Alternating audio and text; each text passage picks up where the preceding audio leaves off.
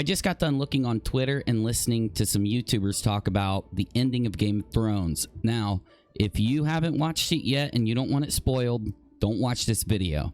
But a lot of people are upset because Jon Snow, one more time, I warned you, okay, Jon Snow takes the black for killing Daenerys Targaryen and stabbing her in the heart. A lot of people are upset about this, but I kind of had a different thought, and I wanted to put this idea out there while a lot of people are arguing online. Because I really don't think that Jon took the black. I mean, he did, right? He sees Arya, he sees Sansa, says, kneels before Bran the King, eventually goes up. He sees Tormund at the wall. But the surprising thing is, if you really pay attention, we end up seeing Jon walk with the wildlings, Tormund. He even kneels down and pets Ghost, just like everybody wanted him to. And by the way, a lot of people are wondering if they didn't edit that scene in. You know, they didn't rush and edit to get Ghost in, to get Jon kneeled down doing this. But anyway, they walk out of the wall. They kind of look at each other. They're all packed up, and it's a really big group of people. I think that Jon didn't stay to take the black. I mean, obviously, why are they showing him pack up everything, and everyone looks like they've got their belongings, and they're all dressed and ready to go? And I don't know if they're going for a walk. I really do think that Jon went with the wildlings to do exactly what I just said, to start his own adventure. So we have Sansa, who ends up taking the north and removing it from the 7 kingdoms, and now it becomes the 6 kingdoms. I don't know what I think about that. I'm going to have to focus on it. We've got the scene where this new council is set, and I really hope that, you know, Tyrion was going to say that the king would pardon Jon Snow, because it's almost like they acted like Jon Snow couldn't be pardoned. But I'm really upset because of the fact that, like, Bran could have pardoned Jon. Maybe Bran knew. Maybe there's something else in the future that happens. Did they kind of set this up for Game of Thrones 2?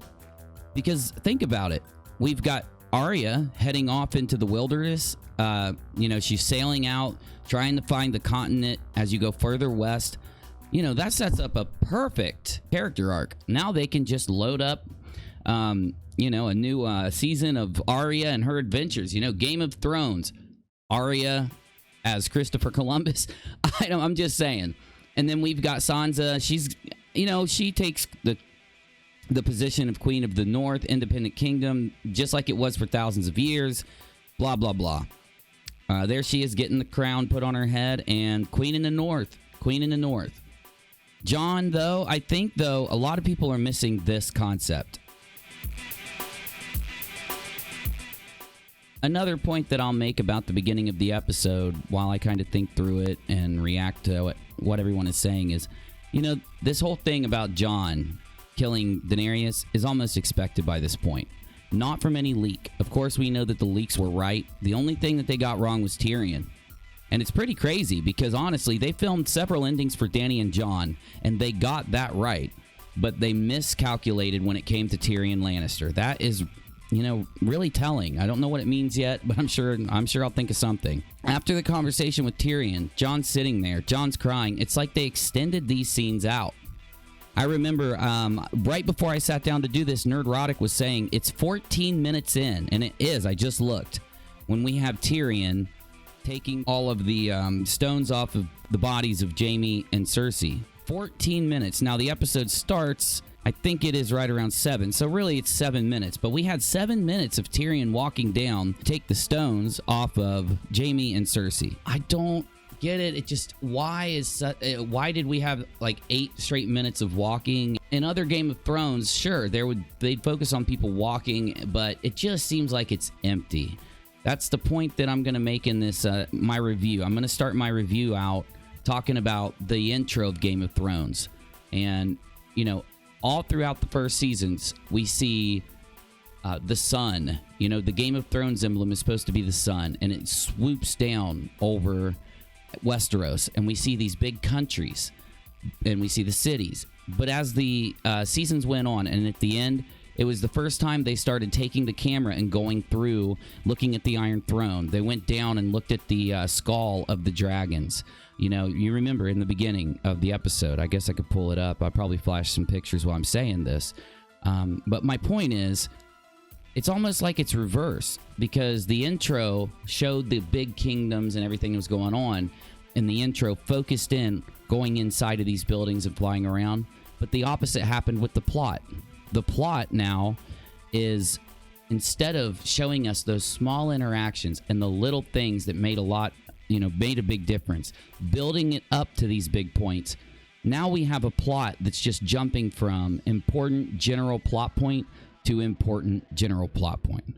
I think it's indicative of everyone's complaints, and I think it is why even people that like the ending, like I don't like the ending, but I think it works. I just don't think the way they filmed it, the way they shot it, the way they portrayed, the way they stacked it against the music. Remember the episode where Cersei Lannister sets fire to King's Landing with Dragonfire, blows up the Sept of Baelor. The music, when that episode started, it changed that entire episode, It made that whole episode, the music against what was going on. And yes, that episode showed a lot of small things that didn't involve a lot of interaction and jumped from point to point to point. It still did it in the original kind of tone, but still, they did it in such a impactful way, in such a perfect way with the music combined with the shooting and combined with the tension you could feel in the characters. I just think that they lost in a rush to get the season done. They lost it along the way. And why do I think they rushed the season? I think it's obvious.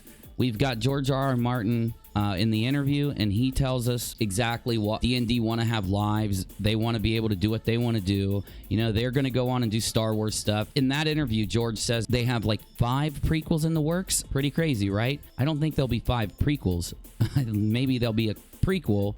Maybe they'll be like Jon north of the Wall, Arya out in the Westward Sea, maybe even Sansa ruling the kingdom. I don't know, but it does seem like in the end here, they kind of snuck in a few extra little details.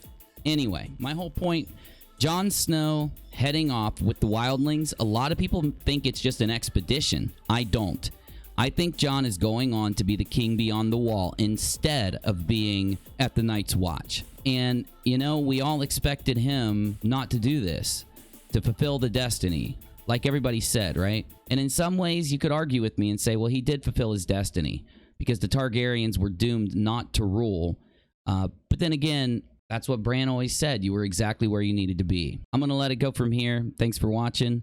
I'll have a review of Season 8, Episode 6, and I'll have my thoughts on the seasons coming out soon. I hope you watch. Make sure you like and subscribe and share, and I'll see you next time.